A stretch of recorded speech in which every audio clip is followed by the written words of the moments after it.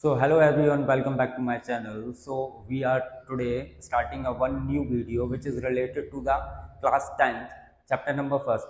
और ये वाला जो चैप्टर है, ये वाले चैप्टर में हम ये ऑब्जर्व करेंगे, सारे नंबर्स के बारे में ऑब्जर्व करेंगे। जैसे कि आपने प्रीवियस क्लासेस में देखा है, नाइन्थ क्लास में देखा है, एट्थ क्लास में देखा है, सेवन्थ में देखा है, जो आपके जितने भी मैथमेटिक्स के जो पहले चैप्टर्स होते हैं सारे नंबर से रिलेटेड होते हैं। तो आपके 10th क्लास में ये रियल नंबर चैप्टर है। Real number is also depend on the numbers. तो हम ये डिटेल्स से इस सीरीज़ को हम आज से शुरू करने वाले हैं। आई होप आप लोगों को ये सब पसंद आएगी, ये वीडियोस पसंद आएंगी, ये सीरीज़ पसंद आएगी। कॉन्सेप्ट जो है मैं इस वीडियो में क्लियर कराऊंगा और इसमें अपन देखेंगे अलग अलग तरीके के नंबर्स, अलग अलग तरीके के कॉन्सेप्ट। और अपनी जो रिफ्रेशर बुक्स हैं लाइक RD शर्मा हो गई, RS अग्रवाल हो गई, और आपकी जो नॉर्मल टेक्स्ट बुक हो गई, NCERT हो गई, ये सारे क्वेश्चंस आप लोगों पर ये बनने शुरू हो जाएंगे। तो चलिए आज हम स्टार्ट करते हैं एक नई वीडियो और एक नए सेशन के साथ में और एक नई सीरीज़ के साथ में। So today we are starting a chapter number first which is related to the real numbers. तो रियल नंबर अपने 10th क्लास का टॉपिक है, बड़ा ही शानदार टॉपिक है। इस टॉपिक के अंदर रियल नंबर बेसिकली नंबर्स की एक बहुत बड़ी ब्रांच होती है। अब ये ब्रांच से मेरे कहने का मतलब ये हो गया कि so first of all we have to discuss about the definition of the real number. Definition of the real number क्या होता है? Real numbers are all the numbers that can be represented on the number line. आप लोग number line आप लोगों ने previous classes में, आपने छोटी क्लासेस में देखी होंगी, आपने ऑब्जर्व करा होगा रियल नंबर में, रियल नंबर लाइन में। ये basically this is a number line, और इस नंबर लाइन में हम बचपन में बनाया करते थे number line. Number line zero से हम स्टार्ट करते थे, 0 1 2 3 4, और इसके जो लेफ्ट हैंड साइड में रहते थे वो सारे नेगेटिव नंबर्स होते थे। हमने ये भी ऑब्जर्व किया है। और हमने तो 9th क्लास में ये भी समझा है कि किसी भी दो नंबर्स के बीच में हमने उनके रैशनल नंबर्स निकाले हैं। तो रैशनल नंबर्स में हमने ये भी जाना है कि किन्हीं भी दो नंबर्स के बीच में करोड़ों रैशनल नंबर्स होते हैं, इन्फिनाइट रैशनल नंबर्स होते हैं। तो इस नंबर लाइन में जितने भी नंबर हैं वो सारे क्या होते हैं? रियल नंबर्स होते हैं। जैसे कि मैं अगर आपसे एक क्वेश्चन पूछूं, मैं आपसे बोलूं कि अभी लाइक आपके दिमाग के अंदर कौन सा नंबर आ रहा है, अगर मैं आपको कोई नंबर चूज करने दूं, तो आप ठीक है, आपके लिए मैं टाइम देता हूं, आप चूज करिए। ठीक है, किसी के दिमाग में 3 आ रहा होगा, तो किसी के दिमाग में 2.1 आ रहा होगा, किसी के दिमाग में 25/28 आ रहा होगा। ये जितने भी तमाम तरीके के नंबर्स आप लोगों के जो दिमाग में आए हैं ये सारे रियल नंबर्स हैं। तो इन रियल नंबर्स की डेफिनेशन जैसे कि अपन ने अभी अभी मैंने पढ़ी क्या कि real numbers are all the numbers that can be represented on the number line. Means number line में जितने भी नंबर्स आते हैं वो सारे क्या होते हैं बच्चों? रियल नंबर्स होते हैं। अब हम बात करते हैं रियल नंबर्स के types. So what are the types of a real numbers? Real number के टाइप्स भी होते होंगे। रियल नंबर के बेसिकली दो टाइप्स होते हैं। कौन कौन से टाइप होते हैं? एक होता है रैशनल नंबर और दूसरा होता है आपका इररेशनल नंबर। आई होप आप लोगों के लिए समझ में आ रहा होगा जो भी चीज़ें मैं बता रहा हूँ। अब बात कर लेते हैं पहले वाले टाइप पर। पहला वाला type is rational number. What are rational number? तो in the previous classes like 9th class we have already studied what are the rational number। Rational number यार वही होता था कि टीचर्स लोग बता दिया करते थे कि किसी भी नंबर को PYQ के फॉर्म में अगर अरेंज कर सकें अपन तो उसको क्या बोलते हैं? अपन रैशनल नंबर बोलते हैं। अब रैशनल नंबर का अगर एग्जैक्ट तरीके से डेफिनेशन देखा जाए तो डेफिनेशन होगी numbers that can be written in the form of P/Q means PYQ where P and Q are the integers। अब अगर मैं बात करूं, अगर मैं आप लोगों से पूछूं कि व्हाट आर इंटीजर्स, तो आप करेक्ट सा आंसर दोगे। आप लोगों पे पहले ही बनता है। इंटीजर्स क्या होते हैं? नंबर लाइन में जितने भी नंबर्स आते हैं। नंबर लाइन में कितने नंबर्स? माइनस वाले भी आते हैं, 0 आता है, और पॉजिटिव नंबर्स होते हैं। तो दीज आर इंटीजर्स। तो numbers that can be written in the form of p upon q where p and q are integers and q does not equals to 0। अब ये q does not equals to 0 मतलब क्या हुआ, चलिए देखते हैं। जैसे कि फॉर एग्जाम्पल मैंने लिया 7 और 7 के नीचे मैंने, वैसे ये 7 क्या है, 7 एक नंबर है, नेचुरल नंबर है। नेचुरल नंबर, अब आप बोलोगे कि सर आपने अभी अभी बोला कि जो रैशनल नंबर होता है, rational number p upon q के फॉर्म में होता है, लेकिन ये तो p अपॉन q के फॉर्म में है ही नहीं। तो आप लोगों के लिए मतलब एक आइडिया होगा, दुनिया में जितने भी नंबर होते हैं उनके बीच में इनके नीचे हमेशा 1 होता है।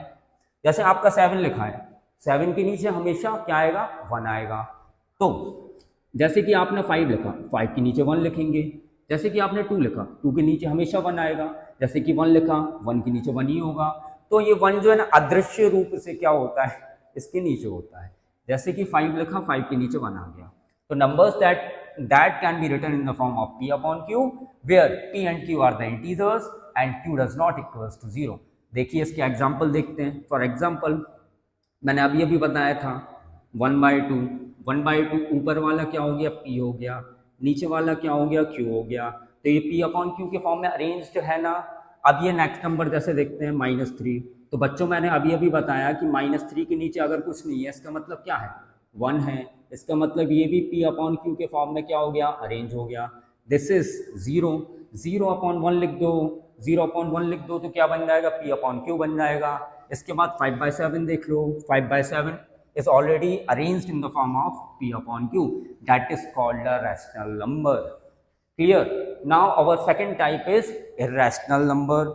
अब ये irrational number क्या होता है, बड़ी ही कंफ्यूजन है, जिंदगी में बड़ी ही कंफ्यूजन है। चलिए ठीक है, कोई दिक्कत नहीं है। इरेशनल नंबर भी बड़े शानदार तरीके से समझेंगे, जाना बड़ा इशू नहीं है, बिल्कुल एक छोटा सा माइनर टाइप का है, डरना बिल्कुल नहीं है। इरेशनल नंबर क्या होता है समझो। Irrational number is the numbers that can not be written in the form of p upon q।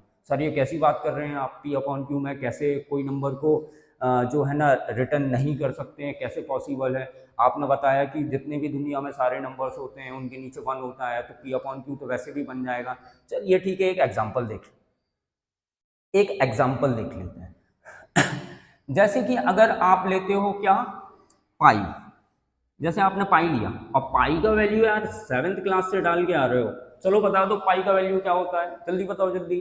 पाई का वैल्यू होता है 22/7, होता है ना 22/7। If we are dividing 22/7 then we will get, चलिए देखते हैं, 22/7, 7 3 21, माइनस किया 1 आया, पॉइंट लगाया 0 बढ़ाया, 7 बन जा 7 लिखा, माइनस किया 3 आया, अपने आप एक 0 बढ़ाएंगे, 7 4 28 लिखेंगे, माइनस करेंगे फिर से 2 आएगा। मतलब हमने ये ऑब्जर्व किया कि 3.14 के बाद ये नंबर जो है ना रिपीटेड तरीके से बढ़ता ही जाएगा। It means that it is non terminating digit, these are non terminating number. जो भी फ्रैक्शन नॉन टर्मिनेटिंग हो, जो टर्मिनेट नहीं कर पाता हो, रेगुलरली इन्फिनाइट तक जाता हो पॉइंट के बाद, तो उसको बच्चों अपन क्या बोलते हैं, इर्रेशनल नंबर बोलते हैं। आई होप समझ में आ रहा होगा। अगर समझ में आ रहा है तो फटाफट जल्दी से नीचे आके लाइक करो, कमेंट करो, शेयर करो, क्योंकि और सबको बताओ कि सर के नए सेशंस अब शुरू हो गए हैं। आज से मैं सारी इस सीरीज में अच्छे तरीके से सारी वीडियोस को एक्सप्लेन करूंगा और आपका पूरा 10th क्लास कवर करूंगा। चलिए जल्दी फटाफट, जितने भी लोग देख रहे हैं प्लीज लाइक करिए। चलिए आगे बढ़ते हैं। तो जैसे कि मैंने बताया, irrational number that can not be written in the form of p upon q, that is called a irrational number. For example √2। अब ये √2 क्या होता है, √2 का भी वैल्यू 2.414 ऐसे करके ये आगे बढ़ते आता है। It means that it is also non terminating, means it is a irrational number. √3 का भी केस वही है, सेम टू सेम। इसके बाद आगे बढ़ते हैं अदर्स नंबर में आपको पहला दिख रहा है नेचुरल नंबर।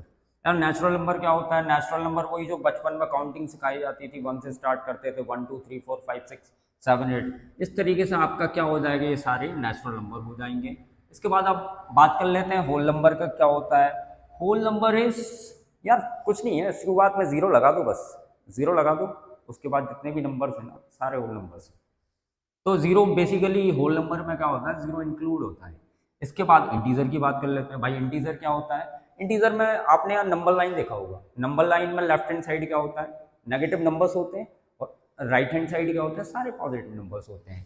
तो in a number line there are positive and negative numbers, so these number are integer. Simple सा फंडा है यार, ज़्यादा दिमाग नहीं लगाना अपन को, ठीक है ना, सारे इजी टॉपिक हैं। अब फ्रैक्शनल नंबर की अगर बात करें तो फ्रैक्शनल नंबर क्या होते हैं यार, फ्रैक्शनल नंबर वही होते हैं जिसमें न्यूमरेटर और डिनोमिनेटर होता है ना, जैसे कि आपने लिख लिया कौन सा 7/8 लिखी, फ्रैक्शनल नंबर है, जिसमें न्यूमरेटर डिनोमिनेटर होगा, फ्रैक्शनल नंबर है।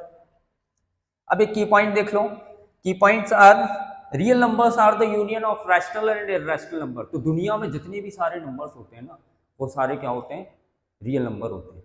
रियल नंबर में रैशनल ले लो, इरैशनल ले लो, यार ये पूरा यूनियन है, यूनियन है, यूनियन है मीन्स सारे जितने भी दुनिया में नंबर है सारे रियल नंबर्स हैं। क्लियर है? तो और भी कुछ बचा है क्या? अब इंट्रोडक्शन के लिए सिर्फ इतना ही काफ़ी है आपके लिए। तो our main headline is fundamental theorem of arithmetic. ये 10th क्लास का एक नया टॉपिक है, fundamental theorem of arithmetic, and it is every composite numbers can be written as product of prime numbers and this factorization is unique. बच्चों इसका मतलब क्या हुआ, ये ज़्यादा कुछ खास बात नहीं बोल रहा है। सबसे पहले तो अपन बात कर लेते हैं ये कंपोजिट नंबर क्या होता है। आप लोगों ने एलसीएम एचसीएफ निकाले ही होंगे। जैसे एलसीएम में अगर 24 का एलसीएम लेता हूँ, 2 1 2 2 4, 2 6 12, 2 3 6 एंड 3 1 3। तो इस 24 वाले 24 का जैसे ही अपन ने एलसीएम लिया तो इसके 2 से ज़्यादा फैक्टर्स आ रहे हैं। 2 से ज़्यादा फैक्टर मीन्स 1 आ रहा है, 3 आ रहा है, 2 आ रहा है, तो इसके 2 से ज़्यादा फैक्टर्स आ रहे हैं। It means that it is a composite number. मतलब कंपोजिट नंबर सीधा क्लियर सा अगर मैं डेफिनेशन दूं तो कंपोजिट नंबर वही होते हैं जिन नंबरों के 2 से ज़्यादा फैक्टर्स होते हैं, उनको हम कंपोजिट नंबर बोलते हैं। तो अब हम आगे बढ़ते हैं और आगे दिया गया है every composite number has a unique prime factorisation.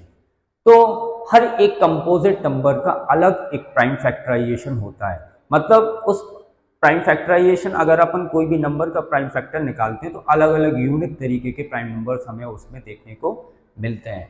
और यहाँ पर एक इम्पोर्टेंट फार्मूला भी दिया गया है। इम्पोर्टेंट फार्मूला इस, हम इस 10th क्लास के ये फर्स्ट चैप्टर में यही वाला फार्मूला लगाएंगे, LCM multiply HCF equals to product of 2 numbers. तो इस पे बेस्ड एक एग्जाम्पल अपन देख लेते हैं।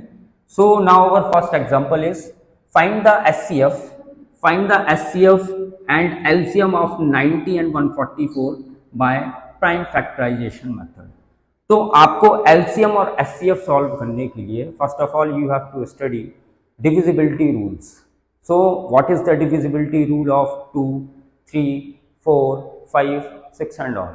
एटलीस्ट आपको 15 तक तो डिविजिबिलिटी रूल याद होनी चाहिए।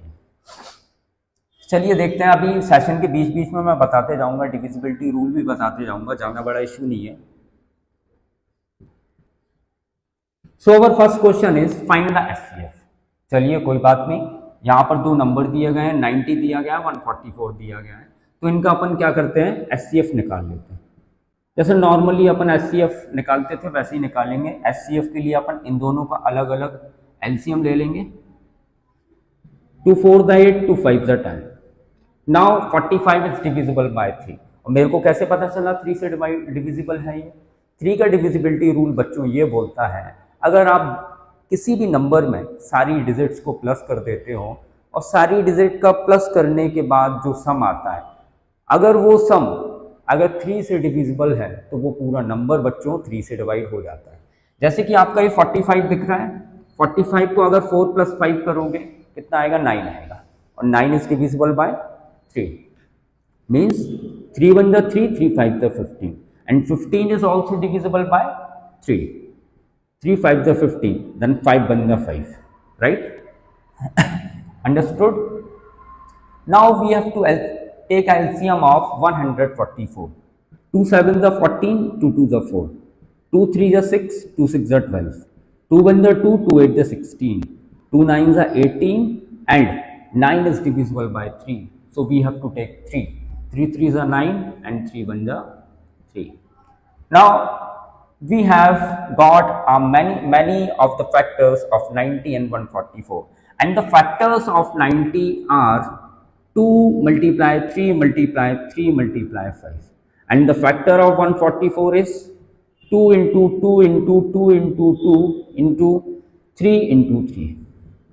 Now our next step is we have to take out the common factors.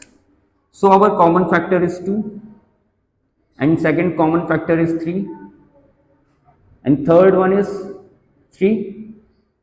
तो यहाँ पर बच्चों अपन को ये देखने को मिला कि यहाँ पर कॉमन फैक्टर में 2 आया, 3 आया और नेक्स्ट 3 आया, मीन्स 3 3 ज़ा 9 एंड 9 2 ज़ा 18. तो फाइनली अपना SCF जो है कितना आ गया, 18 आ गया. अरे ज़्यादा डरने वाली बात नहीं है यार, बहुत सिंपल से क्वेश्चंस हैं. SCF निकालना है, LCM निकालना है. बच्चों वाले क्वेश्चन है, 6th 7th में LCM SCF करते थे, तो ऑब्वियस सी बात है कि बनेंगे यार, ज़्यादा बड़ा हुआ नहीं है, बहुत ईजी क्वेश्चन है. तो अपन ने क्या देखा, SCF देखा. SCF अपन ने बड़े ही आसानी से निकाल लिया. अब हम मूव करेंगे LCM की तरफ. अब हम LCM निकालेंगे. LCM of, now we have to take out of LCM of 90 and 144. बच्चों ध्यान देना, LCM अगर दो नंबरों का निकाला जाता है तो साथ में निकाला जाता है, अलग अलग नहीं निकाला जाता है. 90 and 144. तो सबसे पहले LCM जब आप करेंगे तो सबसे पहले आप ये चेक करिएगा कि पहले वो जो दोनों नंबर्स हैं लाइक 90 और 144 है, तो 90 और 144 पहले 2 का टेबल से कोई एक नंबर डिविजिबल है क्या? यहाँ पर तो वैसे दोनों हैं. 2 का डिविजिबिलिटी रूल क्या होता है? किसी के भी नंबर के आखिरी में 0 2 4 6 8, if these numbers are present in the last of the number, it means that it is divisible by 2. So we have to take 2, means now 90 is divisible by 2 in which times, and how many times? 45 times. and 2 7 the 14, 2 2 the 4. अब अपन फिर से checkout करेंगे. 45 number हमें देखने को मिला और 72 number देखने को मिला. 45 is not divisible by 2, हम जानते हैं 45 is not divisible by 2, but 72 is divisible by 2. So now after that again we have to take 2. अगर 45 नहीं आता भाई वापस लिख दो. 45 नहीं आता ना 2 का टेबल में, वापस लिख दो, कोई दिक्कत नहीं. कॉमा 2 3 6 2 6 12, ये आता था, इसको डिवाइड कर दिया. अभी भी ये 2 से आ रहा है लेकिन 45 नहीं आ रहा, कोई बात नहीं, वापस लिख दो. 2 1 जा 2, 2 8 जा 16 हो गया. अभी भी 45 नहीं जा रहा है, 2 से डिवाइड नहीं हो रहा है, लेकिन 18 हो रहा है, तो वापस से अपन 2 ले लेंगे. 2 9 जा 18. अब फाइनली 2 का केस खत्म हो चुका है. क्यों खत्म हो गया? क्योंकि यहाँ पर 45 आ चुके हैं और भाई साहब 9 आ चुके हैं. 45 और 9 मतलब ये दोनों ही नंबर 2 से डिविजिबल नहीं है, तो किससे हैं? उसके आगे बढ़ेंगे, 3 देखेंगे, 3 से डिविजिबल है. और 3 से कितने टाइम्स डिविजिबल है? 3 1 जा 3 5 जा 15 एंड 3 3 जा 9. 3 5 जा 15 एंड 3 1 जा 3 एंड 5 1 जा 5. तो अपन को फाइनली इसके फैक्टर्स क्या क्या मिले? 2 multiply 2 multiply 2 multiply. How many 2s are there? 1 2 3 4. And how many 3s are there? There are 2 3s and 1 5. यहाँ पर अपन क्या करेंगे? अब इधर पर अपन मल्टीप्लाई कर लेंगे इन सारे नंबर्स का. 5 3 जा 15, 15 3 जा 45, 45 2 जा 90, 90 2 जा 180 एंड यहाँ पर आ जाएगा 2 2 जा 4. 4 का मल्टीप्लाई आप 180 से कर देंगे. 5 3 जा 15, 15 3 जा 45, 45 2 जा 90, 90 2 जा 180 और 180 का मल्टीप्लिकेशन किससे करेंगे? 4 से करेंगे. 4 8 जा 32, carry I 3 and 7 0. 720 will be the LCM of these two numbers 90 and 144, and the SCF of these two numbers is 18. तो फाइनली जब आप बोर्ड में आंसर राइटिंग करते हैं, लास्ट में आंसर लिखते हैं, तो लास्ट में आंसर में आप लोग को लिखना पड़ेगा SCF of 90 and 144 bracket closed equals to 18 and LCM of 90 and 144 is 720. So this is our final answer. Question is, find the LCM and SCF of the following pair of the integers and verify that LCM into SCF equals to product of the integers. मैंने आपको अभी अभी ध्यान होगा, इससे पहले ही मैंने just अभी बताया कि एक फॉर्मूला मैंने आपको याद कराया था, कौन सा वाला? LCM into SCF equals to product of the integers, product of the integers. अब ये इंटीजर्स क्या होते हैं? इंटीजर्स आपको मैंने प्रीवियस वीडियो में बताए थे, वो वीडियो सबसे पहले जाके देखो। अगर आप सीधे ही सेकंड वीडियो में आ गए हैं तो आपको क्या पता थोड़ा सा समझ में ना आए, ऐसा भी हो सकता है, इसलिए आप पहले फर्स्ट वीडियो देख के आओ। फर्स्ट वीडियो देख के आएंगे तो आपको नंबर्स के बारे में पता चलेगा। और इस सेशन के लिए जल्दी से लाइक करो, शेयर करो, कमेंट करो, आप बताओ कि सर की क्या कमियां हो रही हैं या फिर क्या चीज़ समझ में नहीं आ रही है, कमेंट सेक्शन में बताओ, तो मैं उन कमियों को दूर करूँगा और आपको अच्छा एजुकेशन दूंगा। चलिए अब क्वेश्चन नंबर फर्स्ट देख लेते हैं।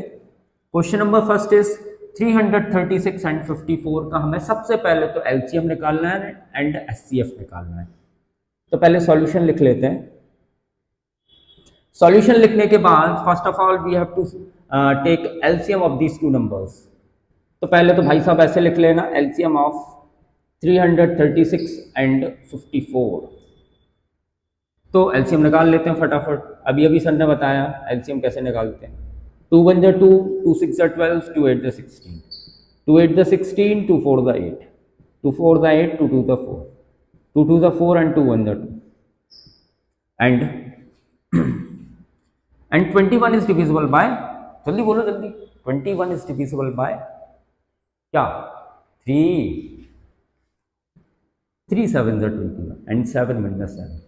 Now we have to take 54. 54. In a 54, last digit is 4, and we know that if the last digit is even number, so that number is divisible by 2. Means 2 2s are 4, 2 7s are 40, 3 9s are 27, 3 3s are 9, and 3 1s are 3. 2 2s are 4, 2 7s are 14, 3 9s are 27, 3 3s are 9, and 3 1s are 3. ठीक है। ओ sorry, यहाँ पर अपन क्या निकाल रहे थे? इसका HCF निकाल रहे थे। पहले एचसीएफ निकाल लेते हैं। दो के से मैंने अलग अलग इनका एलसीएम ले लिया है, कोई बात नहीं, इसको इंटरचेंज कर लेते हैं, इसको एचसीएफ लिख लेते हैं। HCF of 336 and 54। So finally we have got a factors of 336 and 54, and which of these are, how many twos are there? 1 2 3 4, 4 2s, 1 2 3 4, 3 and 7, 3 and 7, and the factors of 54 are 2 into 3 into 3 into 3. चलिए ठीक है बाबू, अब अपन क्या कर लेते हैं? अब अपन common निकाल लेते हैं। कॉमन निकालेंगे तो यहाँ पर ये 2 का कॉमन आ गया, ये आ गया 3 का कॉमन, बस इसमें यार 2 ही आ रहे हैं कॉमन, और आ रहे हो तो तुम बता दो। 3 into 2 means HCF will be 6. HCF कितना आ जाएगा बच्चों? 6 आ जाएगा। आपको मजा आ रहा है कि नहीं आ रहा है? मजा आ रहा है तो लाइक करो, सबसे पहले जाके लाइक करो, शेयर करो। चलिए आगे बढ़ते हैं।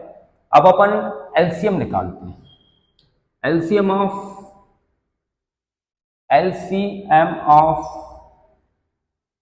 336 एंड 54।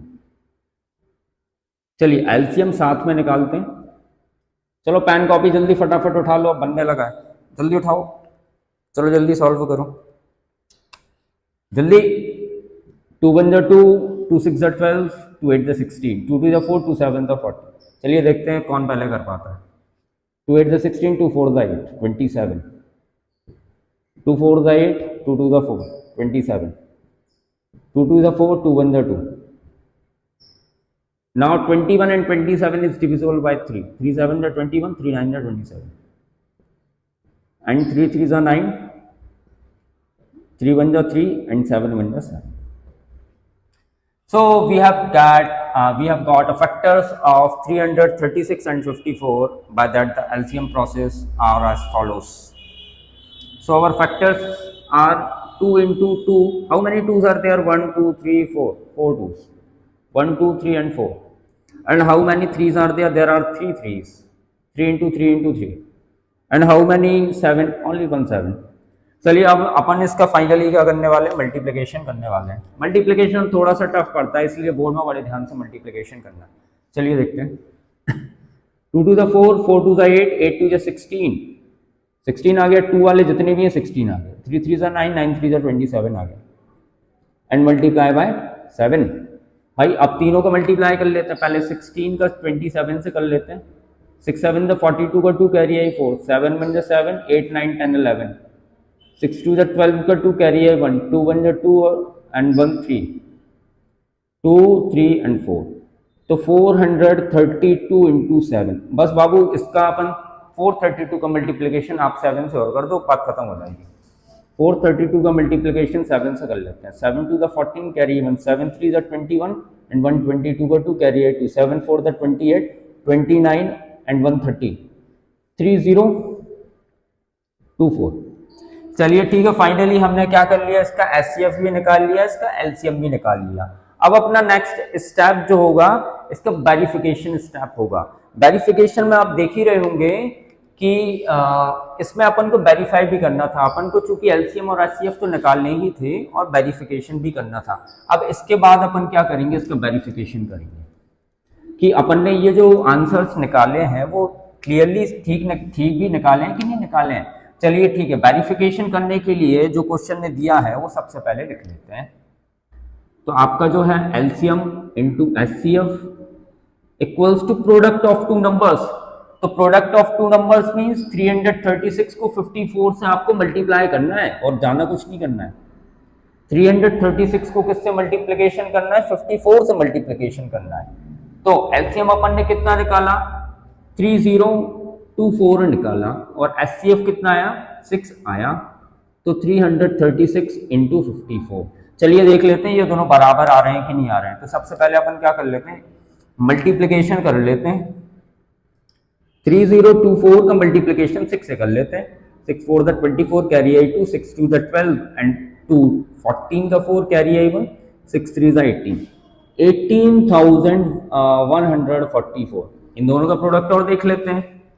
336 का मल्टीप्लिकेशन 54 से कर लेते हैं। 6 4 the 24 carry I 2, 4 3 the 12 and 2 14 carry I 1, 4 3 the 12 and 1 13, 5 6 the 30 का 0 carry I 3, 5 3 the 15 and 3 18 carry 1, 5 3 the 15 and 1 16, 4 4 8 9 10 11 का 1 कैरी आई 1। देखिए थोड़ा बहुत मैच करने लगा ना, 6 एंड 1 7 एंड 1 8 एंड 1 कितना आ गया बच्चों, 18144। क्या आपको ये दोनों नंबर्स बराबर लग रहे हैं? अगर ये दोनों नंबर बराबर लग रहे हैं इसका मतलब कॉन्ग्रेचुलेशन, आपने ये जो क्वेश्चन किया है ये बहुत ठीक किया है। तो फाइनली अपन इसमें लिख देंगे LHS equals to RHS, hence verified, hence verified. Question में दिया है find the prime factorization the LCM of the numbers 18,180 and 7,575. Also find the HCF of the numbers. Also find the LCF of the numbers. So first of all, in this question, we have to calculate the LCM. LCM of these two questions which is written on the board. So our these two numbers are 18,180 and 7,575. So first of all, we have to take out the LCM of these two numbers. So we have to write LCM of 18,180 and 7,575. 7,575. तो normally इसका LCM लेंगे अपन। LCM में बच्चों एक बात ध्यान रखना, दोनों ये जो नंबर्स होते हैं दोनों को साथ में रखते हैं, एचसीएफ में अलग अलग एलसीएम लेते हैं। तो 18,180, 7,575। तो पहले ये डिविजिबल हो रहा है 2 से, 2 9 का 18, 0, 2 9 का 18 एंड 0। एंड यहाँ पर 7,575 का जो लास्ट नंबर है क्या है, 5 है। और 5 is not divisible by 2। If that is not divisible by 2, then we have to move to the next number means 3.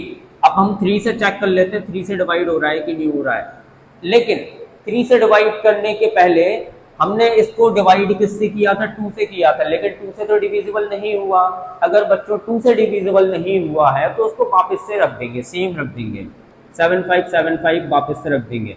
अब इसको वापस से 2 से डिवाइड करेंगे। जब तक कोई भी नंबर 2 से डिवाइड हो रहा है जब तक उसको नॉन स्टॉप तरीके से डिवाइड करते ही चलना है। 2 4 the 8, 2 5 the 10, 2 4 the 8, 2 5 the 10. 7575 is not divisible to, then you have to written as it is. So now our next number is 4545 and 4545 is divisible by 3. 3 का divisibility rule बच्चों क्या होता है, sum of the all digits in any number and then we will get a sum and that sum is divisible by 3, then the whole number is divisible by 3. So 5 and 5 10, 10 and 8 18, it means that it is divisible by 3. 3 1 the 3, 3 5 the 15, 3 1 the 3 and 3 5 the 15. And we have to try this also. 3 2 the 6, 3 5 the 15, 3 2 the 6, 3 5 the 15. फिर से 3 से हो रहा है divide, 3 5 the 15 0, 3 5 the 15. 24 का check कर लेते हैं एक बार। 3 8 the 24 बचेगा 1, 3 4 the 12। बच्चों ये 3 से डिवाइड नहीं हो रहा है because the sum of these 4 digits will be 14 and 14 is not divisible by 3, तो इसको वापस से सेम टू सेम रख देंगे। चलिए आगे बढ़ते हैं और 505 को अपन चेक करते हैं। 505 is also not divisible by 3, so we have to move to the next number and the next number is 5. 5 बंदा 5 0, 5 बंदा 5, 5 5 the 25 0, 5 5 the 25। अब फिर से 5 से आप डिवाइड करो, 101 5 101 and 101 is a prime number. You know that 101 is a prime number, so it will divided by 101 itself. 101 बन जाए, 101 बन जाए। So our now factors are, how many 2s are there? How many 2 came here? 2 times. 2 into 2 multiply. How many 3s are there? There are 2 3s. 3 into 3. And there are 2 5s. And there are 101। अब जल्दी से अपन इनका क्या कर लेते हैं, multiplication कर लेते हैं और इनका मल्टीप्लिकेशन करने के बाद देखते हैं क्या आता है। 5 5 the 25, 25 3 the 75, 75 इन तीनों का तो 75 आया। 3 2 the 6, 6 2 the 12, इन दोनों का 12 आया। देन 101। अब इनको एक काम करना, 101 को आप मल्टीप्लिकेशन कर लेना 75 से, then you will gate 505 7 0 and 7, 5 7 5 7। अब इसके बाद 12 और बच रहा है, 12 का और कर देते हैं मल्टीप्लाई। 12 का मल्टीप्लिकेशन करने के बाद हमें इसका एग्जैक्ट एलसीएम मिल जाएगा। 5 टू द 10 के 0 carry I 1, 7 to the 14 and 1 15 carry I 1, 5 to the 10 and 1 11 carry I 1, 7 to the 14 and 1 15 multiply 5 7 5 7, 0 0 carry I 1, 8 and 1 9, 0 carry I 1, 8 and 1 9, 90900, 90900। इतना आसान है यार, ऐसे कर लिया करो, स्प्लिट करके कर लिया करो। ऐसे जरूरी नहीं है कि इकट्ठा पूरा मल्टीप्लाई करना है, स्प्लिट करके भी आप कर सकते हो जैसे कि मैंने अभी करा 90900। So that is the LCM of these two numbers. Now we have to calculate the HCF of these two number, then we will get the answer. यहां पर कर लेते हैं HCF of these two numbers. HCF of 18,180 and 7575। जल्दी फटाफट करते हैं LCM. 18180, 2 9 the 18, 0 2 9 the 18 and 0, 2 4 the 8, 2 5 the 10, 2 4 the 8, 2 5 the 10, 3 1 the 3, 3 5 the 15, 3 1 the 3 5 the 15, 3 5 the 15 0 and 5, 5 1 the 5 0 and 1 and 101 1 the 101। and our next number is 7575, so it will also divisible by I think so 3। Check कर लेते हैं एक बार, check करने में जाता क्या है। 3 2 या 6, 3 5 the 15, 3 2 या 6, 3 5 the 15। देखो हो गया ना डिवाइड, ऐसे ही करना है। अब अपन 5 से कर लेते हैं। 5 5 the 25 0, 5 5 the 25, 5 1 the 5 0 and 1, 101 1 the 101। so 18180 के फैक्टर्स के आगे 2 multiply 2 and there is 2 3s and 1 5 and 1 is 101 and second number is 7575 and the factors are 3 into 5 into 5 into 101. तो फाइनली अपने जो ये नंबर्स हैं, ये नंबर्स के ये कॉमन आया, एक इसमें से 5 कॉमन आया और एक 3 आ रहा है कॉमन बस इतना ही आ रहा है। 3 इंटू 5 इंटू 101 आ रहा है। चलिए अब अपन इनका मल्टीप्लाई कर लेते हैं, 15 इंटू 101 कर लेते हैं। तो 101 multiply 15, 5 in the 5 0 5 101 means 5151 then we will get 1515 1515 1515 is the SCF of these two numbers. Clear? Understood? Okay, so that is our answer. Question is asking from us, find the SCF of these two numbers. So we have calculated the SCF of these two numbers. Okay, चलिए अब अपन इसका next question देखते हैं। Next question is already written on the board which is given that SCF of 306 and 657 is 9। मतलब SCF इन दोनों नंबरों का कितना दिया गया बच्चों? 9 दिया गया है। यार तुम लोग लाइक नहीं करते यार, शेयर नहीं करते, सब्सक्राइब नहीं करते हैं, तुम्हारे सर कैसे आगे बढ़ेंगे यार? आप लोगों को लाइक करना है, शेयर करना है और कमेंट भी करना है। आप लोगों के जो भी डाउट्स है ना, मैं यहाँ पर इसीलिए ही आया हूँ। मैं यहाँ पर आप लोगों के प्रॉब्लम्स को सॉल्यूशन देने आया हूँ। तो मैं आपसे ये एक्सपेक्ट कर सकता हूँ कि आप इस सेशन को लाइक करेंगे। एटलीस्ट मेरे को पता चलेगा ना कि आप लोगों को पसंद आ रहा है, आप लोगों को समझ में आ रहा है। आप लोग कमेंट करिए और आप लोग शेयर जरूर करिए। जो भी बहुत से बच्चे ऐसे होते हैं जो विलेजेस में रहते हैं, बेचारों के पास कोचिंग इंस्टीट्यूट नहीं होते हैं या फिर पैसे अफोर्ड नहीं करा सकते हैं, बड़ी बड़ी कोचिंग्स ज्वाइन नहीं करा सकते हैं। इसीलिए मैंने यही सब चीज़ें देखकर मैंने ये सेशन की शुरुआत करी है। तो ऐसे लोग जो इन वीडियोस की जिनको नीड है, तो आप सर की वीडियो शेयर करिए। उससे मेरे को भी सपोर्ट मिलता है, मेरे को मोटिवेशन मिलता है। मेरे को मोटिवेशन मिलेगा, मैं और अच्छा कंटेंट लाऊंगा, अलग अलग रिफ्रेशर से अलग अलग क्वेश्चंस लाऊंगा। और मैं ये एक्सपेक्ट करता हूँ मेरे से जो पढ़ेगा, मैं गारंटी के साथ में बोल रहा हूँ कि आपके 95 से 100 के बीच में नंबर आएंगे मैथ्स में। और मैं तो बल्कि ये बोलता हूँ कि अगर आपने अच्छे तरीके से अगर मेरे से पढ़ा, तो मैं तो ये भी दावा करता हूँ कि आपके 100 आउट ऑफ 100 नंबर आ सकते हैं। तो चलिए आगे बढ़ते हैं। Given that SCF of these two numbers are, चलिए सबसे पहले जब आप क्वेश्चन शुरू करते हैं ना, तो सबसे पहले तो गिवन दैट लिख लिया करो। गिवन दैट के बाद SCF जो भी गिवन दिया गया है वो वापस से वैसे ही लिखना है। Given that SCF of 306 and 657 is 9, so we have to find out the LCM। बच्चों आप लोगों को प्रीवियस सेशन की अगर आप लोगों ने वीडियो देखी होंगी, तो मैंने वहां पर एक इंपॉर्टेंट फॉर्मूला लिखाया था। इंट्रोडक्शन वीडियो में वो वाला फॉर्मूला बताया था। तो सबसे पहले वो वीडियो जाकर देखो। जो भी सीधा थर्ड वीडियो पर आ गया, तो मैं आप लोगों से रिक्वेस्ट करता हूँ पहले इंट्रोडक्शन जाके देखिए। इसका इंट्रोडक्शन मैंने बहुत अच्छे तरीके से एक्सप्लेन किया है। इंट्रोडक्शन में सारे फॉर्मूलेस, जितने भी तमाम तरीके के नंबर्स होते हैं, मैंने सही तरीके से डिफाइन किया है। आप लोग प्लीज इंट्रोडक्शन वीडियो पहले जाके देखिए। आप सीधा थर्ड वीडियो पर आएंगे, आपको समझ में नहीं आएगा। इसीलिए मैं एक्सपेक्ट करता हूं कि आप लोग फर्स्ट वीडियो जरूर देखें। सो इंट्रोडक्शन वीडियो में मैंने बताया था LCM multiply SCF equals to product of two numbers.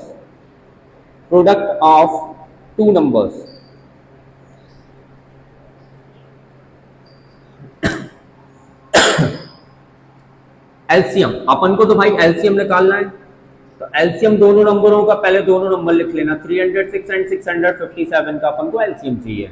Multiply SCF पहले से ही गिवन है। SCF कितना गिवन है बच्चों? 9 गिवन है। और प्रोडक्ट ऑफ टू नंबर्स मतलब यार दोनों नंबर, प्रोडक्ट क्या होता है? प्रोडक्ट मतलब मल्टीप्लिकेशन होता है ना, या दोनों नंबरों का मल्टीप्लिकेशन कर दो। दोनों नंबर कौन कौन से हैं? 306 एंड मल्टीप्लाई 657, राइट। ये 9 जो है ना, 9 मल्टीपल में, अगर आपको RHS में ले आना है, अगर कोई चीज LHS में मल्टीपल में है, तो आप क्या करेंगे, अगर आपको RHS में ले जाना है तो बाबू उसको क्या करना, RHS के नीचे साइड डाल देना, मतलब डिवाइड में डाल देना। तो एलसीएम इक्वल्स टू एलसीएम, ये लिखने का जरूरत नहीं है बार बार। तो 306 मल्टीप्लाई 657 अपॉन 9, और बस इसको काटा पीटी कर देना, काटा पीटी पोस्टमार्टम करके सीधा इसका आंसर आ जाएगा, राइट। तो इसको अपन 3 से डिवाइड कर देते हैं। 3 3 9, 3 1 3 0, 3 2 6, 3 1 3 4 3 3 9, 3 4 12, then we will get 34 multiply 657। चलिए अब फाइनली हम इन दोनों का मल्टीप्लाई कर लेते हैं और आंसर निकालते हैं। 657 का मल्टीप्लिकेशन करेंगे 34 से, 7 4 28 carry I 2, 5 4 20 22, 6 4 24 26, 7 3 21 2, 5 3 15 16 17 carry I 1, 6 3 18 and 1 19, 8 3 3 1 12 carry I 1 2, 2 2 3 3 8, 2 2 3 3 8, 2 2 3 3 8, this is the LCM. बस अपन को यही निकालना था। ये क्या हो जाएगा बच्चों, आंसर हो जाएगा। चलिए आप लोगों को अगर वीडियो समझ में आ रही है तो फर्स्ट ऑफ ऑल सबसे पहले तो लाइक करने दो। अब बात नहीं चलेगा, बिल्कुल नहीं चलेगा, पहले तो लाइक करना है भाई, पहले लाइक करना है, उसके बाद शेयर करना है, सब्सक्राइब करना है, उसके बाद फिर मैं आप लोगों को अच्छे अच्छे क्वेश्चन यार लाइक तो बनता है यार, लाइक करो यार। ओके चलिए अपन आप आगे बढ़ते हैं और अपन नेक्स्ट क्वेश्चन देखते हैं। So next question is right the smallest number which is divisible by both 306 and 657। ये बिल्कुल प्रीवियस वन की तरह ही है। प्रीवियस वन अगर आप लोगों ने अभी अभी किया है तो उसमें एलसीएम निकालना था, इन दोनों नंबरों का एलसीएम निकालना था कि नहीं निकालना था। तो इसमें फाइनली क्या पूछ रहा है वो, राइट द स्मॉलेस्ट नंबर। आपको छोटा नंबर ढूंढना है, दुनिया का वो छोटा नंबर ढूंढना है, दुनिया का वो छोटा नंबर ढूंढना है जो कि इन दोनों से क्या हो जाए, डिविजिबल हो जाए, मतलब डिवाइड हो जाए। वो नंबर एक ऐसा तलाश करना है जो कि इन दोनों से क्या हो जाए, डिवाइड हो जाए। छोटा मतलब क्या होता है, लीस्ट होता है, स्मॉल होता है कि नहीं होता है। तो आप लोग ऐसे समझा करो कि जैसे आपका एलसीएम है, एलसीएम का फुल फॉर्म क्या होता है, लीस्ट कॉमन मल्टीपल होता है कि नहीं होता है, लीस्ट कॉमन मल्टीपल। लीस्ट, चलिए बोर्ड पे बताता हूँ, लीस्ट कॉमन मल्टीपल। तो ये पहला वाला जो है ना, ये क्या है, लीस्ट। लीस्ट मतलब क्या होता है, छोटा होता है, छोटा होता है मतलब स्मॉल होता है। और जब भी किसी भी क्वेश्चन में स्मॉल वर्ड का यूज होता है तो मोस्ट प्रोबेबली प्रेडिक्टेड जो है एलसीएम ही लगता है। अंडरस्टूड। तो बेसिकली इस क्वेश्चन में अपन को जाना कुछ खास नहीं करना था, एलसीएम ही निकालना था। LCM of 306 and 657। चलिए फटाफट निकाल लेते हैं फिर। LCM of 306 and 657। 2 1 2 5 2 3 2 1 2 5 2 3 657 is not divisible by 2. Understood? So we have to move to the next number. Next number is 3. So 3 5 15, 3 1 3, right? And this number is also maybe divisible by 3. Now we have to check this number. 3 2 6, 3 1 3 9 27. 51. 51 is also divisible by 3. By how much time? 17 times. And 3 7 21, 3 3 9. 17 is a prime number, so it will divisible by itself. Means 17 1 17. And 73 is also a prime number, and 73 is also divisible by 73. So now we have got the factors, which is 2 into 3 into 3 into 17 into 73. यार आप लोग पिछले question में करके आए हैं, LCM करके आए। चलो बताओ किसका करके आए थे, बताओ। आप लोग 306 एंड 657 का एलसीएम करके आए थे।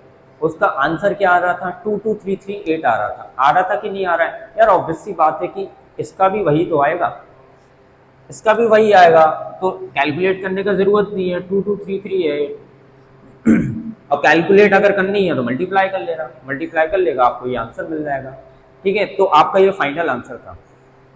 चलिए अब अपन स्टार्ट करते हैं और नेक्स्ट क्वेश्चन की तरफ आगे बढ़ते हैं। So our next question is the HCF of two numbers. ठीक है, बड़ा ही आसान क्वेश्चन है और ऐसे क्वेश्चन जो है ना आपके बोर्ड में आते हैं। ये वाला तो ऐसे समझ लो कि भाई आने वाला है, इसका सही तरीके से प्रैक्टिस करना है और इसको सही तरीके से अपन को बोर्ड पर देखना है, एकदम सही तरीके से इसको समझना है। Okay, alright. The HCF of two number is 145। चलिए ठीक है, एचसीएफ ऑफ दो नंबरों का एचसीएफ कितना दिया गया है? 145 दिया गया है।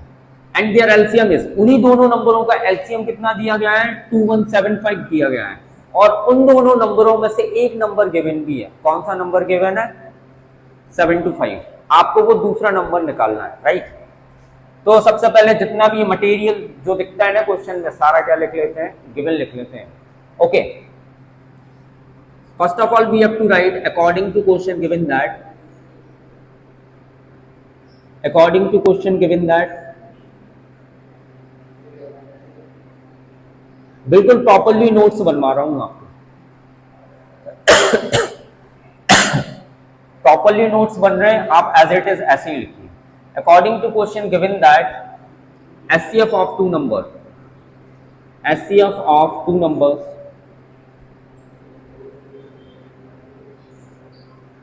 is 145 and LCM of two numbers, LCM दोनों नंबरों का LCM कितना दिया गया? 2175 दिया गया। ओके सर, ठीक है, आगे क्या करना है? और भाई साहब वहां पर अगर नोटिस करें ना तो पहला नंबर जो है कितना दिया गया है? इसको फर्स्ट नंबर मान लो। First number is 725। क्लियर है? सेकंड नंबर को एक काम करता है x मान लेते हैं। Let the second number is,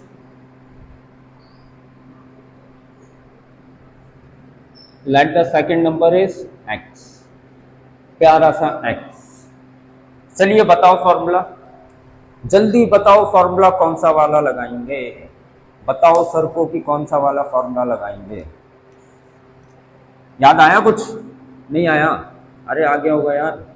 LCM into HCF, याद आया? LCM into HCF equals to product of two numbers, product of two numbers. चलिए देखते हैं, एलसीएम बता दो जल्दी फटाफट कितना है? सर 2175 है। अरे 2175 डालो ना यार, 2175 मल्टीप्लाई एचसीएफ कितना बोलो? एचसीएफ कितना है जल्दी बोलो? 145 equals to product of two number. यार पहला नंबर 725 डाल दिया, दूसरा नंबर क्या है? दूसरा नंबर क्या है? आपने अज्यूम किया x ना, x डाल दो। मैंने अभी अभी बताया था कि आपका देखो ये मल्टीपल है ना, 725 is the multiple of x। अगर हम अपन इसको साइड ले जाएंगे, अगर लेफ्ट हैंड साइड ले जाएंगे तो नीचे जाएगा वो। 2175 मल्टीप्लाई 145 अपॉन 725।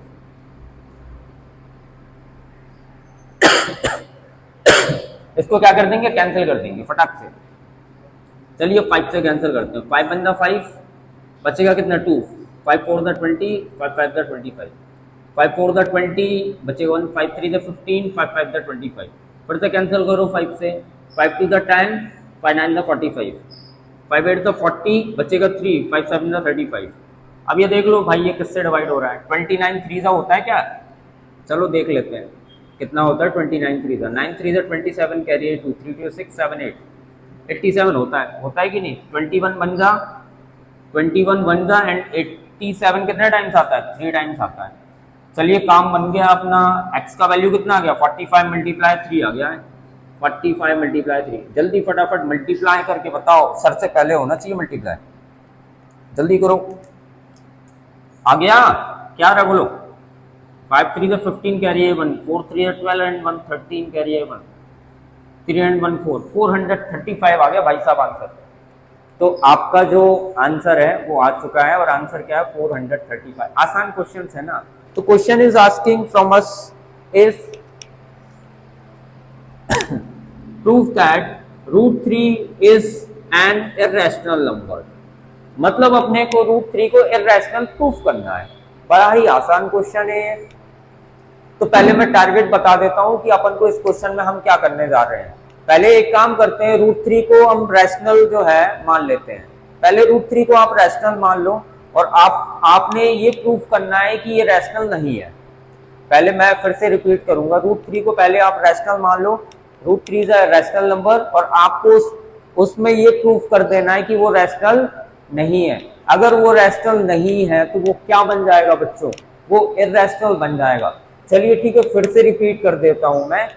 हमारा टारगेट ये रहेगा कि रूट थ्री को हम रैशनल मानेंगे, और रैशनल अगर हम रूट थ्री को मान रहे हैं और उसको प्रूफ करते वक्त जैसे ही प्रूफिफिकेशन हम आगे बढ़ाएंगे तो हम ये पाएंगे कि रूट थ्री जो है रैशनल नहीं है। अगर वो रूट थ्री रैशनल नहीं है तो वो रूट थ्री क्या बन जाएगा बच्चों, वो इर्रेशनल बन जाएगा। चलिए हम स्टेप वाइज इसको सॉल्व करते हैं, और मैं कोशिश करूंगा कि आपको ये क्वेश्चन बड़े ही शानदार तरीके से समझ में आएगा। चलिए, let root three is a rational number, root three is a rational number.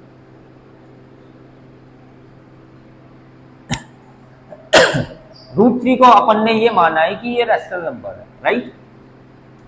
If this is a rational number, तो आपको ध्यान होगा कि इंट्रोडक्शन वीडियो में मैंने बताया था कि जो रैशनल नंबर होते हैं वो किस फॉर्म में होते हैं बच्चों, P अपॉन Q फॉर्म में होते हैं। बताया था कि नहीं बताया था?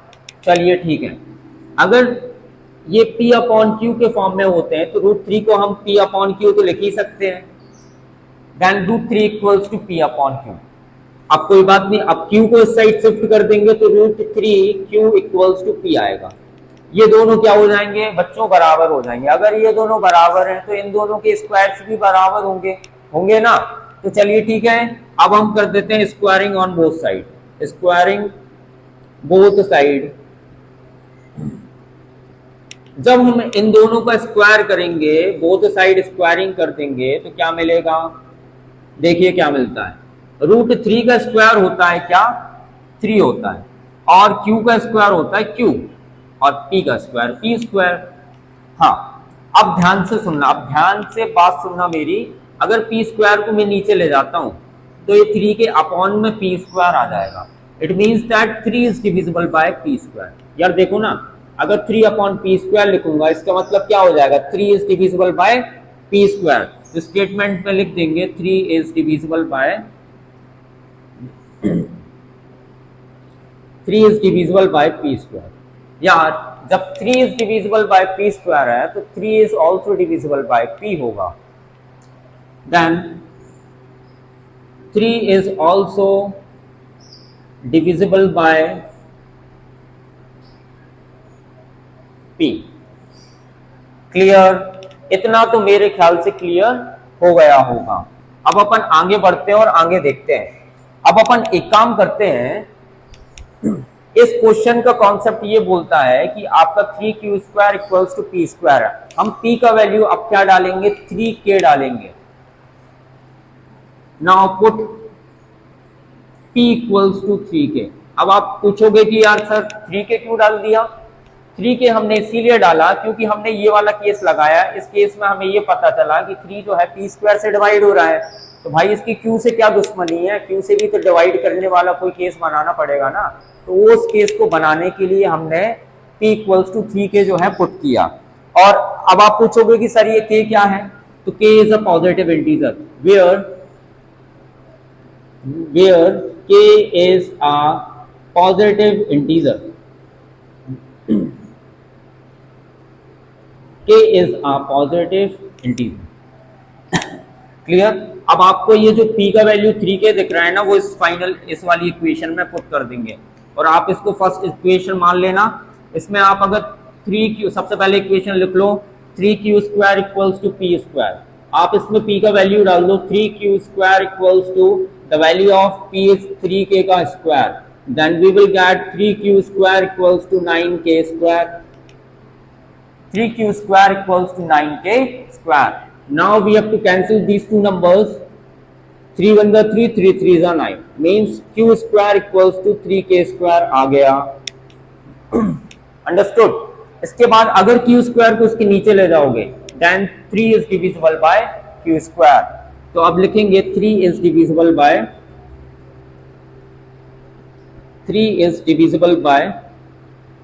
Q square। then 3 is also divisible by 3 is also divisible by q. Understood? Now this is our second equation. ये अपनी सेकंड इक्वेशन बन जाएगी। इसका मतलब बच्चों ये हो गया कि if 3 is divisible by p square and 3 is divisible by q square, इसका मतलब तो ये हो गया कि 3 is the common factor of p and q, या 3 जो है p स्क्वायर से भी डिवाइड हो रहा है, q स्क्वायर से भी डिवाइड हो रहा है, तो इसका मतलब हम क्या समझें? इसका मतलब हम यही समझ सकते हैं कि 3 is the common factor of p and q। तो अपन ये लिख लेंगे, then 3 is a common factor of 3 is a common factor of p and q। चलिए देखते हैं। Now we have written on the board 3 is the common factor of p and q। लेकिन अगर हम पुराना वाला केस देखें, पहली इक्वेशन वाला केस देखें, तो इसमें बोल रहा है कि p स्क्वायर 3 जो है p स्क्वायर से डिवाइड हो रहा है, इसमें वो बोल रहा है कि 3 जो है वो q स्क्वायर से डिवाइड हो रहा है। तो यार ये दोनों स्टेटमेंट्स जो है ना आपस में लड़ने लगे कि नहीं 3 को जो है ये p स्क्वायर बोल रहा है कि 3 को नहीं मैं डिविजिबल करूंगा, और ये जो इस वाला 3 है q स्क्वायर बोल रहा है कि नहीं भाई मैं करूंगा। ये दोनों स्टेटमेंट आपस में एक दूसरे के अगेंस्ट हो गए। तो जब ये स्टेटमेंट्स आपस में एक दूसरे के अगेंस्ट हो जाएंगे तो इसमें कॉन्ट्रडिक्शन लग जाएगा। क्या आप लोग जानते हैं कॉन्ट्रडिक्शन मतलब क्या होता है? कॉन्ट्रडिक्शन मतलब होता है विरोधाभास। विरोधाभास इसको बोलते हैं, और इसको एक दूसरा वर्ड अगर मैं चूज करूं तो मैं उस वर्ड को चूज करूंगा अगेंस्ट। ये दोनों स्टेटमेंट एक दूसरे के क्या हो गए? अगेंस्ट हो गए, तो इसमें कॉन्ट्रडिक्शन केस लग जाएगा। देन देयरफॉर क्या लिखेंगे जल्दी बताओ? Therefore it is a case of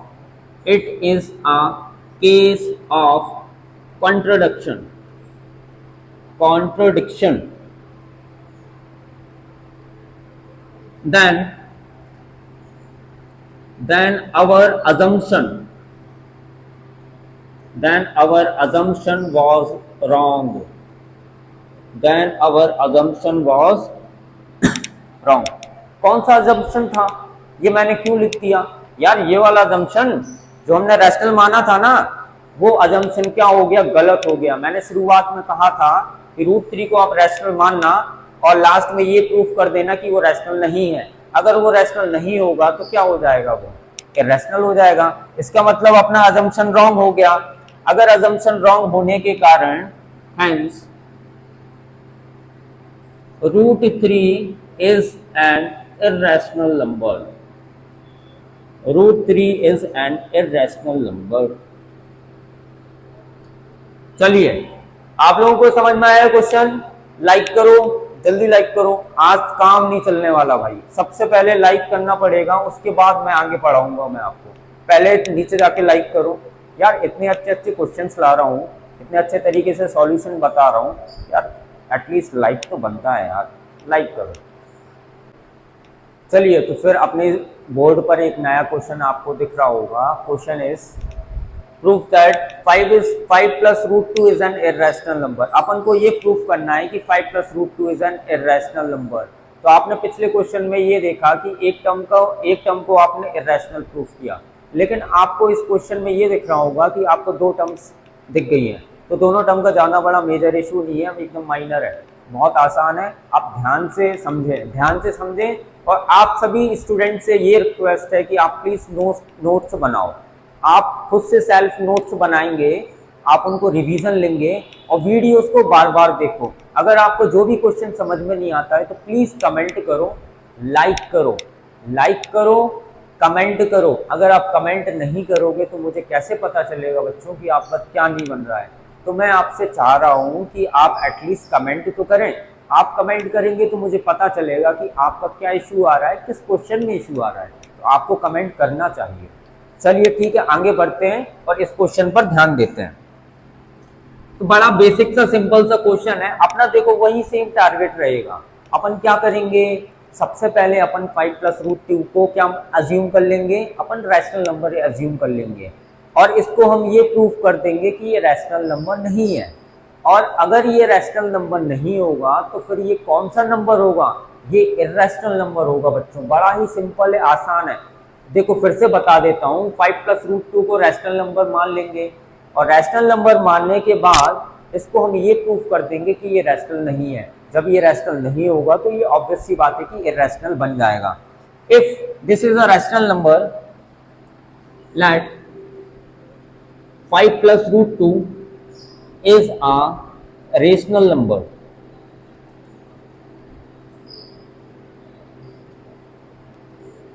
भाई लोग जब ये रैशनल नंबर होगा तो 5 प्लस रूट 2 का वैल्यू जो है a अपॉन बी हो जाएगा। अंडरस्टूड यार। इसको पहले करने से पहले एक काम करते हैं, पहले अपन रूट 2 को जो है क्या मान लेते हैं, रैशनल मान लेते हैं। पहले रूट 2 से शुरुआत करते हैं इसकी। Late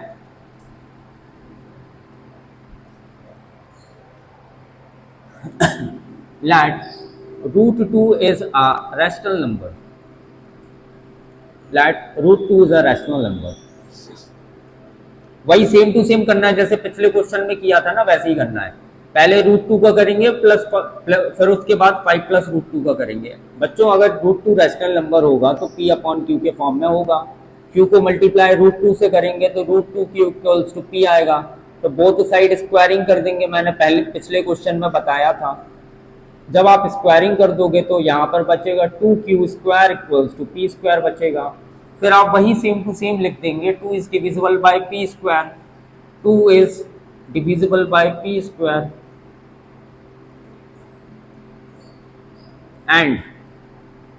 and 2 is also divisible by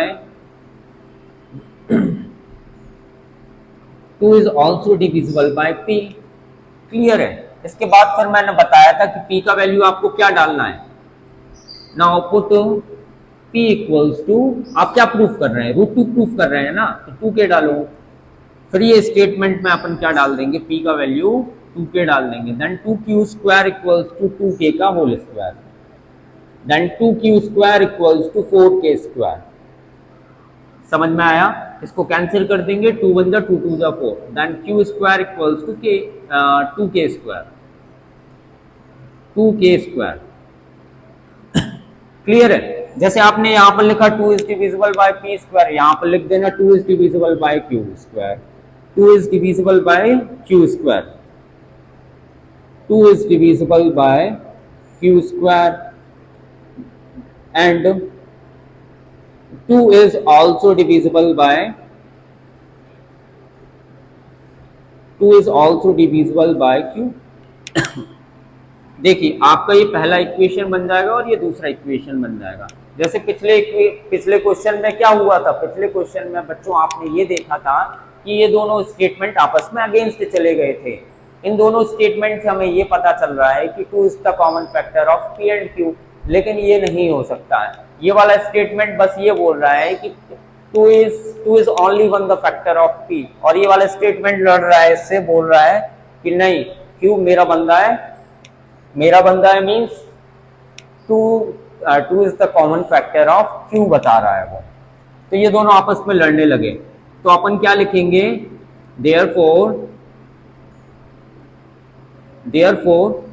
2 is a common factor of 2 is a common factor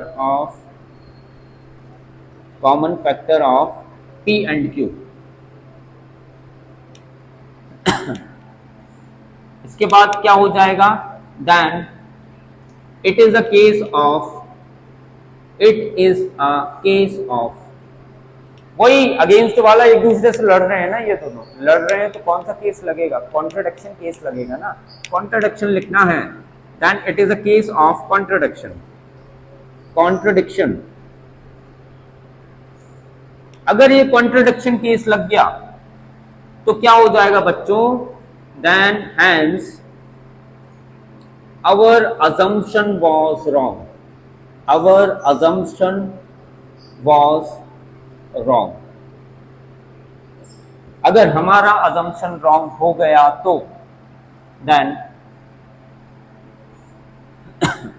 root two is an irrational number, root two is an irrational number. चलो आगे बढ़ते हैं। वैसे ही सेम टू सेम अपन को अब पूरा नंबर ले लेना है। पूरा नंबर आपका क्या है, 5 प्लस रूट टू है। अपन मान लेंगे कि let 5 plus root two is an rational number, is a rational number. वही सेम टू सेम करना है, रैशनल नंबर। अगर बच्चों ये रैशनल नंबर है, इसका मतलब sorry 5 plus root two equals to हो जाएगा a अपॉन बी, होगा कि नहीं। यहां से आप कुछ नहीं करना, आपने यहाँ पर रूट टू को रेशनल प्रूफ कराना, तो रूट टू का वैल्यू निकाल लेना है इधर से। तो रूट टू का वैल्यू आ जाएगा a अपॉन बी और 5 को ट्रांसफर कर देना। Then root two equals to क्या आ जाएगा, a अपॉन माइनस, इधर ऊपर मल्टीप्लाई हो जाएगा 5b और यहाँ पर b। हाँ इधर पर क्या हो गया, क्या हो गया, यहाँ पर रूट टू का value p upon Q form में आ गया। और सर ने बताया था कि जब p अपॉन क्यू फॉर्म में होता है तो वो रेशनल होता है ना, रेशनल। तो रूट टू इसमें क्या बन गया, ये रेशनल नंबर बन गया। क्या बन गया बच्चों, ये रैशनल नंबर बन गया। रूट टू का value p upon Q form में आ गया, ये p है ये q है, रेशनल नंबर बन गया। लेकिन पिछले क्वेश्चन में नहीं, मींस इसी क्वेश्चन में आपने रूट टू को अभी अभी इर्रेशनल प्रूफ किया है कि नहीं किया है। आपने यहाँ पर रूट टू को इर्रेशनल प्रूफ किया है। अब आप बोल रहे हो कि ये रैशनल नंबर है, बोल रहे हो कि नहीं बोल रहे हो। पहले आप इर्रेशनल बोलते हो उसको, फिर रैशनल बोलते हो, तो ये दोनों स्टेटमेंट जो है ना आपस से मैच नहीं खाएंगे। इसमें फिर से कॉन्ट्रोडक्शन लग जाएगा, इसमें फिर से कॉन्ट्रोडक्शन केस लग जाएगा। मींस देयरफॉर आप ये बताना चाहते हो an irrational equals to rational, लेकिन ये दोनों बराबर नहीं है। It means that it is a case of contradiction case। अगर ये कॉन्ट्रोडक्शन केस हो गया तो क्या हो जाएंगे, हमारे अजम्पशन गलत हो जाएंगे। इसका मतलब आपने जो ये रेशनल माना है ना, वो रेशनल नहीं रहेगा, हमारे अजम्पशन गलत हो जाएंगे। Assumption was wrong. अगर हमारे अजम्पशन गलत हो गए, इसका मतलब हैंस, फेवरेट लाइन आने वाली है आप लोगों की, hence 5 plus root two is an irrational number. चलिए इस क्वेश्चन को हम फिर से वापस से रिकैप कर लेते हैं बड़े ही जल्दी तरीके से, जल्दी देखना है। ये देखो, सबसे पहले 5 प्लस रूट टू था कि नहीं था।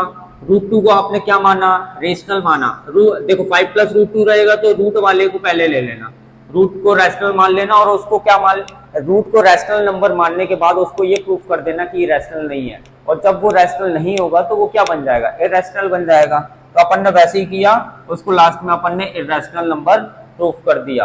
अब अपन ने क्या किया, ये वापस से लिया और इसको क्या मान लिया, रैशनल मान लिया। अगर ये रैशनल होगा तो a अपॉन बी फॉर्म में होगा, रूट टू का वैल्यू निकाला, रूट टू का वैल्यू रेशनल आ गया। यार ये क्या कर रहे हो सर, यहाँ पर आप रूट टू को इरैशनल बता रहे हो, यहाँ पर आप रेशनल बता रहे हो, लेकिन ये तो अलग अलग केस हो गया ना। अगर ये अलग अलग केस हो जाएंगे, इसका मतलब कॉन्ट्रडिक्शन केस लग जाएगा बाबू। और अगर ये कॉन्ट्रडिक्शन केस लग जाएगा तो हमारे अजम्पशन गलत हो जाएंगे, जो हमने इसको रैशनल नंबर माना है। और रैशनल नंबर जब ये सब अजम्पशन गलत हो जाएंगे, इसका मतलब तो ये हो जाएगा बच्चों कि 5 प्लस रूट टू क्या हो जाएगा, इररेशनल नंबर हो जाएगा। आई होप आपको ये क्वेश्चन आसान लगा होगा और समझ में आया होगा। बड़े ही शानदार तरीके से मैंने इसको बताया है। Question is, there is a circular path around a sports field. Sonia takes 18 minutes to drive one round of the field while Ravi takes 12 minutes for the same। बच्चों इस क्वेश्चन का, इस लाइन का मतलब ये हुआ कि एक सर्कुलर पाथ है, मतलब एक ग्राउंड तरीके का ले लो, एक फील्ड तरीके का ले लो। एक सर्कुलर पाथ है, उस सर्कुलर पाथ में दो लोग क्या कर रहे हैं, रन कर रहे हैं। तो इसमें से जो सोनिया है, पहला जो पर्सन है वो सोनिया है। सोनिया को सर्कुलर पाथ का राउंड लगाने के लिए 18 मिनट्स लग रहे हैं। कितने मिनट्स लग रहे हैं? 18 मिनट्स लग रहे हैं to drive one round of the field, while Ravi takes 12 minutes. Ravi को बच्चों कितने मिनट्स लग रहे हैं? 12 मिनट्स लग रहे हैं।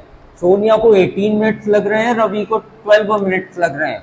For the same, suppose they both start at the same point. अपन को ये सपोज करना है कि ये दोनों व्यक्ति एक ही पॉइंट से स्टार्ट कर रहे हैं उसके लिए, and go in the same direction, और एक ही डायरेक्शन में ये लोग क्या कर रहे हैं, रन कर रहे हैं। After how many minutes will the meet again at the starting point. तो ये दौड़ते दौड़ते एक वक्त ऐसा आएगा कि ये दोनों साथ में मिल जाएंगे। तो वो कितने मिनट बाद साथ में मिलेंगे, हमें ये फाइंड आउट करना है। बड़ा ही सिंपल क्वेश्चन है, बड़ा ही इजी क्वेश्चन है, डरना बिल्कुल नहीं है। तो चलिए हम स्टार्ट करते हैं। इसका सॉल्यूशन बताता हूं मैं कि सॉल्यूशन कैसे इस क्वेश्चन को सॉल्व करेंगे। Right, so first of all we have to write according to question given that, according to question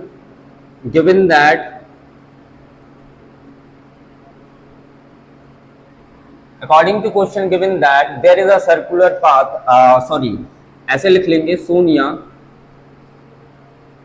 Sonia takes 18 minutes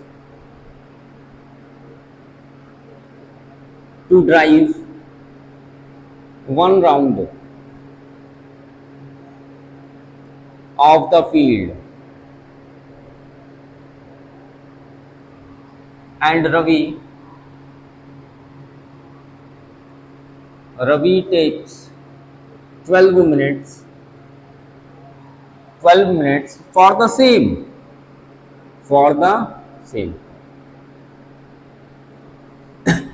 अरे बिल्कुल टेंशन नहीं लेना है, इसमें बड़ा ही आसान क्वेश्चन है। इस तरीके क्वेश्चंस में अपन क्या करते हैं, जैसे कि कोई भी दो पर्सन है, कोई भी दो पर्सन क्या कर रहे हैं, एक ही रफ्तार से दौड़ रहे हैं, एक ही सेम डायरेक्शन में दौड़ रहे हैं। तो ऐसी कंडीशंस में ये वापस कब जाके मिलेंगे? तो इन क्वेश्चंस में क्या करना पड़ता है बच्चों, एलसीएम निकालना पड़ता है इसका। So we have to calculate the LCM of these two numbers which is already written on the board. The numbers are 18 and 12. Understood? So we have to take a LCM of 18 and 12. All right, 2 9s are 18, 2 6s are 12, 2 3s are 6, 3 3s are 9, and 3 1s are 3, and 3 1s are 3. So now our factors are 2 into 2 into 3 into 3. बच्चों इन चारों का क्या कर देंगे अपन, multiply कर देंगे। Multiply करने के बाद क्या मिल जाएगा, इसका आंसर मिल जाएगा। 3 3s are 9, 9 2s are 18, and 18 2s are 36।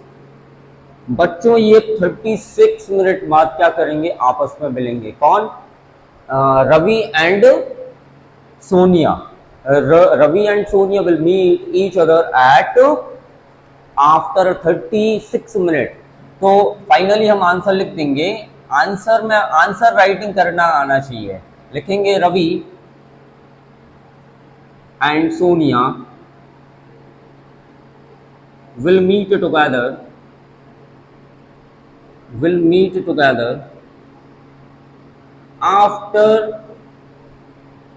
after 36 minute. बच्चों देखो, आपने देखा ही होगा कितना आसान क्वेश्चन है।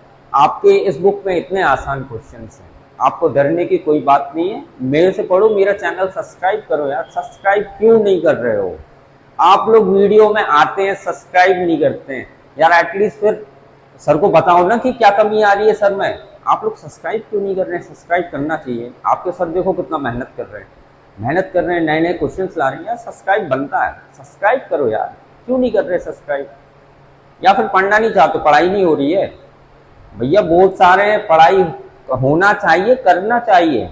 आपके बोर्ड्स देखना ऐसे धीरे धीरे करके मंथ निकलते आएंगे। बहुत सारे पढ़ाई करो बेटा, पढ़ाई करो। पढ़ाई में ही उद्धार है आपका। पढ़ाई करोगे बहुत आगे बढ़ोगे, पढ़ाई करो। चलिए तो फिर स्टार्ट करते हैं। हमारे बोर्ड पर एक नया क्वेश्चन आपको दिख रहा होगा। Question number second is three bell ring at interval of 6, 12 and 18 minutes. If all the three bells rang at 6 a.m. when will they ring together again? इसका मतलब बच्चों ये हो गया, बड़ा ही आसान क्वेश्चन है, ज्यादा दिक्कत वाला क्वेश्चन नहीं है। तीन बेल्स जो है ना रिंग कर रही है इंटरवल्स में, तीन बेल लगी हुई है, तीनों बेल क्या कर रही है आपस में रिंग कर रही है।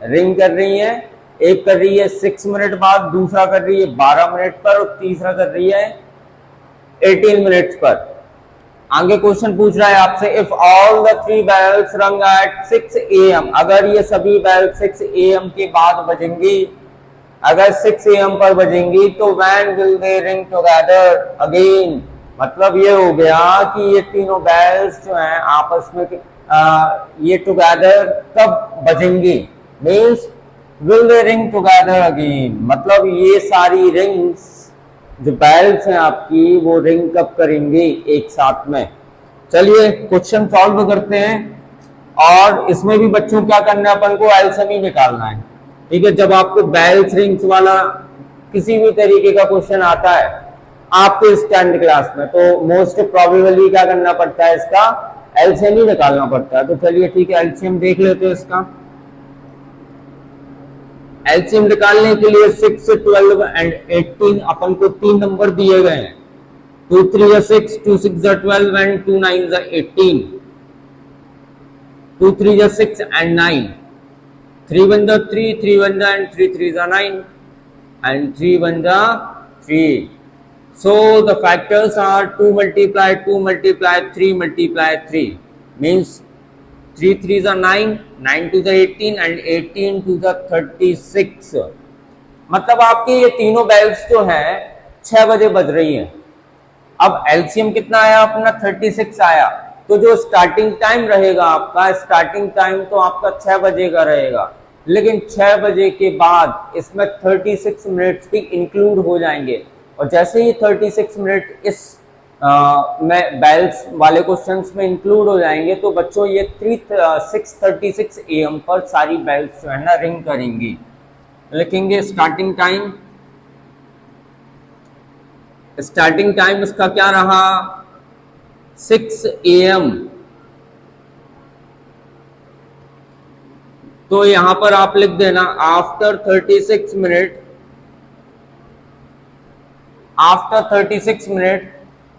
they ring together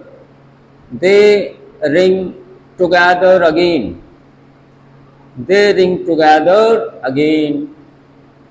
फिर आपको बच्चों इसमें ज्यादा कुछ नहीं करना है, इसमें आपको प्लस ही कर देना, ऐड कर देना। 6 टाइम में आप ऐड कर दोगे 36 minutes, then you will get 6:36 AM। आपका 6:36 पर ये सारी बेल्स जो है ना क्या करेंगी, रिंग करेंगी। ओके, तो आप लोगों को कैसा लगा ये चैप्टर? बड़ा ही आसान था ना। एलसीएम एचसीएफ ही निकालना था, रैशनल इरैशनल वाले केस वाले क्वेश्चंस देखने को मिले आपको। बड़े ही आसान तरीके से मैंने ये चैप्टर समझाया आपको। इरैशनल प्रूफ करना सीखा अपन ने। आई होप आप लोगों को ये समझ में आया होगा। अगर फिर भी समझ में नहीं आता है तो एक एक्स्ट्रा सेशन रख लेंगे आपकी डिमांड के ऊपर, आपकी डिमांड के ऊपर।